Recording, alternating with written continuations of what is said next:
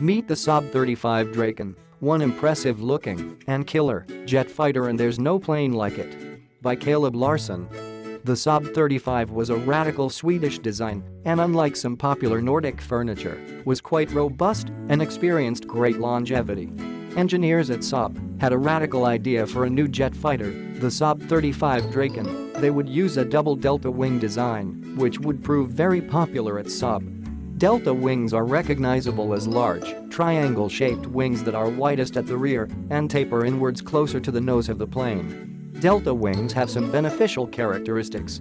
In general, delta wings have more internal volume for fuel than conventional wings.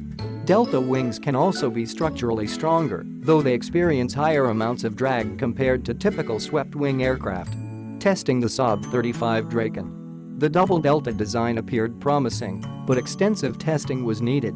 Before computer-aided testing and flight simulation was available, testing new airplane designs was a slow and laborious undertaking.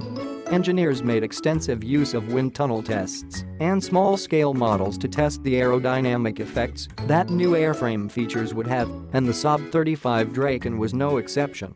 Just as test pilots like Chuck Yeager of the U.S. Air Force Test Pilot School tested America's jet prototypes, Saab too needed to test unproven airplane technology. While mock-ups were useful for proof-of-concept experiments, live flight tests would provide valuable real-world insights. To be a test pilot was particularly perilous and required nerves of steel.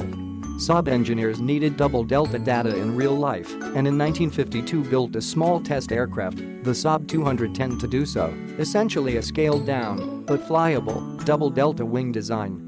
The double delta design worked. In 1952, the Saab 210 flew over Stockholm to mark the 700-year anniversary of the city's founding. In fact, the double delta was extremely capable.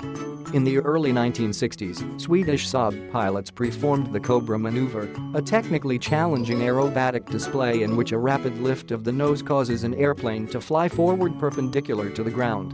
While a pilot faces the sky, they momentarily turn the airframe into an enormous air brake and so rapidly slow down the airplane.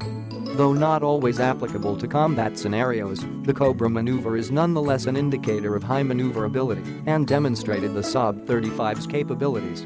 The Saab 35 was quite capable both for its era and considering it was a single-engine jet. The fighter could fly at Mach 2 and housed one or two 30mm internal cannons, depending on the variant, in addition to air-to-air missiles. The Saab 35 Draken enjoyed success outside Sweden and was exported to some of Sweden's neighboring countries, Finland and Denmark. The United States used 12 formerly Danish Saab 35 Draken as training aircraft until 2009. Austria too acquired several dozen unique Saab 35 Drakens. Since Austria was restricted from using air-to-air missiles by the Austrian State Treaty, they outfitted their Saabs with internal cannons for air-to-air combat. The restriction was lifted in 1993.